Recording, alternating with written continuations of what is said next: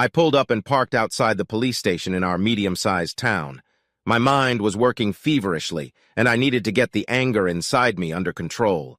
I kept repeating to myself, "Stay cool, watch your tongue, don't cross the line, don't threaten that asshole, don't freak out, make sure there are witnesses, burn the bastard." I kept repeating to myself, "Don't cross the line, don't cross the line," over and over again as I walked to the front of the station.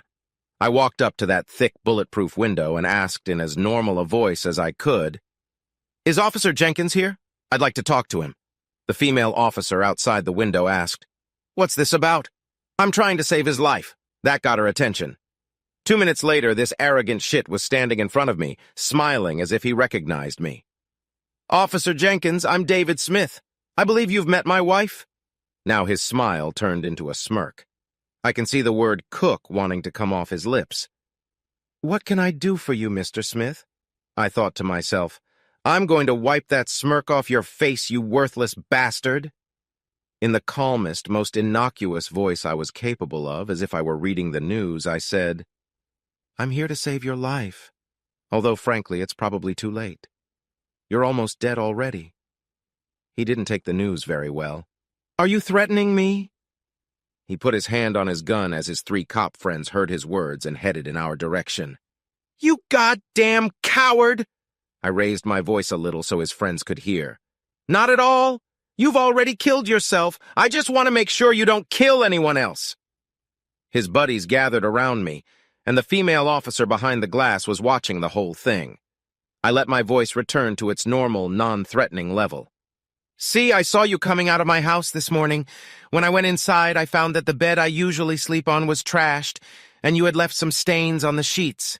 My wife gave me your name, but now that I see you, I recognize you as the guy who slept with her. So I owe it to you to make sure you understand all the consequences of what you did. If you hit her, you coward, I'm going to put you away. I will drag you out and make you disappear." That's an interesting threat. I can only assume that your buddies here are not complicit in your plans to break the law. However, I didn't raise my hand against her, and I'm not threatening you.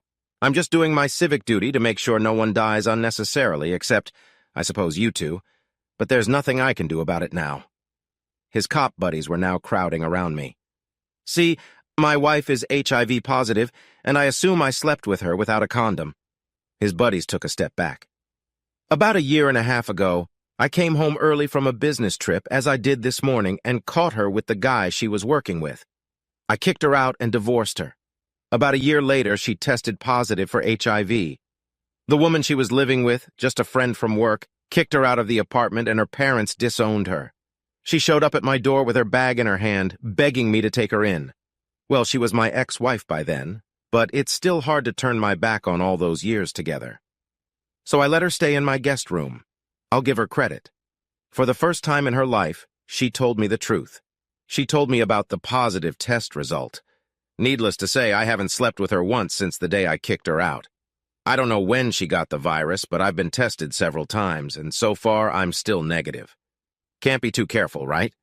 By this time, his buddies had retreated 2 more steps back, giving Officer Jenkins and me plenty of room, but they were listening intently. "So here's the thing. As far as I know, my ex hasn't made love in at least 6 months. She's an inveterate liar and a bit of a narcissist. Alcohol doesn't improve her veracity. I'm guessing you picked her up at a bar somewhere, or maybe somewhere else. I don't really care. Like I said, she's my ex. I just want to warn you that there's a good chance you've contracted the virus.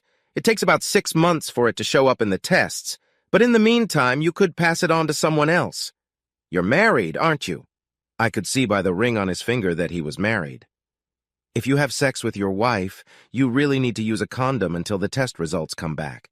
Tell your wife you have a urinary tract infection or something. I'm sure you're already good at lying to her." I could see the hatred in his eyes. He wanted to kill me, but there were witnesses. Good thing I decided to do it at the police station. Anyway, what kind of bastard would kill a messenger? "Well, I just wanted you to know. You need to start getting tested. I doubt my ex will tell you." I nodded, turned, and went to the door. "Have a good day." Driving away from the station, I couldn't contain the smile on my face. My wife wasn't HIV positive, and she wasn't my ex-wife yet. She would be, of course, but later. I was honest when I told Officer Jenkins that my wife was unfamiliar with the truth, though I wasn't exactly honest when I told him he was infected with AIDS. Well, little lie. That's on me. For the first few miles, I looked in the rearview mirror, wondering if Officer Jenkins or his friends would follow me. I guess they had better things to do. It was funny to think of all the chaos going on at the station. 20 minutes later, I stopped by my favorite diner to meet my friends. I texted them this morning. I have the kind of friends who are always willing to eat together at the diner. We preferred breakfast, but lunch would do as a last resort. Usually we would sit and talk and make bad jokes and exchange insults. My friends knew me all too well, and in the middle of the meal they asked me what was bothering me. Taking a deep breath, I told them, "If you can't tell your friends about your problems, who can you tell?" I've always said that lunch with friends might be the best therapy a guy can get, and that day they proved me right. Man to man, they supported me, and I knew their wives would too. The rest of lunch went a little somber, but I knew I wasn't alone.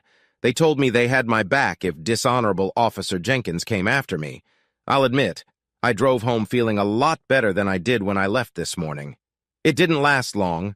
When I got home, there were police cars scattered outside and a swarm of blue lights on my property. Great. I thought they were coming for me. I was stopped by an officer who seemed to recognize me. "Mr. Smith, would you please park here and get out of your car? I have to tell you that people know where I am, and I had lunch with 5 witnesses if you're planning anything." "Sir, would you please step out of your car?" I got out, stood by my car, and waited. Eventually, a fat detective in a cheap suit came up to me. "Mr. Smith, could you tell me where you were today?" "As you probably know, I went to the police station this morning. Then I went to the diner to have lunch with some friends. I have witnesses who will confirm that I was there. I'd like to know their names, but you're not under suspicion at this time." "So can you tell me what's going on, or are you going to keep me in suspense?" "Neighbors report that shortly before noon, Officer Jenkins drove across your front lawn and crashed his patrol car into your porch. He then entered your house. We assume there was some sort of confrontation. We have a pretty good idea of what they were arguing about, since your performance at the station this morning did not go unnoticed. Neighbors heard 2 gunshots. We found your wife and Officer Jenkins dead in the living room. His service revolver was fired twice. My wife was dead, and the bastard was watching me to see my reaction. Not a suspect, my ass. He was trying to spin this as best he could to shield the police from any accountability. You can't live half your adult life with a woman and not feel anything when they tell you she's just been murdered. For the second time today, anger and grief overwhelmed me. I intended to divorce her, but I didn't want her to die." "She's not really your ex-wife, is she? You're not really divorced, are you?" "No. And the whole thing was just a performance at the station this morning, designed to get back at Jenkins, wasn't it?" I looked him in the eye and said nothing. "Well, I think you got your revenge on both of them. Congratulations. If it were up to me, I'd lock you up. But technically what you did isn't against the law. It's just something you have to live with." "I'll be fine. I'm not a murderer. I'm not like your Officer Jenkins, who shot a woman in cold blood." It didn't take a trained detective to read the expression on the faces of the policemen standing around us. It was the second time today that I was glad to have witnesses.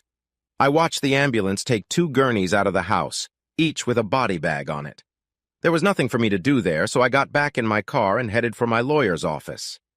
After all, I didn't need this divorce anymore, but I better be prepared in case someone decides that lying is a bigger crime than murder.